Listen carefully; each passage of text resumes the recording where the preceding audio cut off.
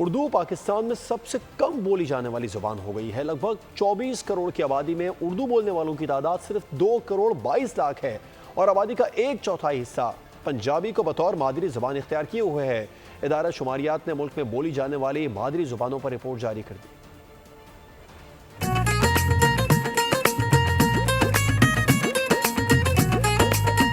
پنجابی ملک میں بولی جانے والی سب سے بڑی مادری زبان ہے۔ ادارہ شماریات کے مطابق 8 کروڑ 89 لاکھ شہریوں کی مادری زبان پنجابی ہے۔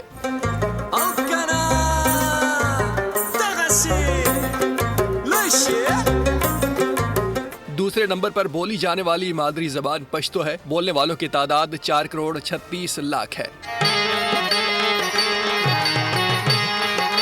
3 کروڑ 44 لاکھ افراد پر مشتمل آبادی نے سندھی کو بطور مادری زبان اختیار کیا ہوا ہے۔ سرائکی بولنے والوں کی تعداد 2 کروڑ 88 لاکھ ہے، جبکہ 81 لاکھ 17 ہزار پاکستانیوں کی مادری زبان بلوچی ہے۔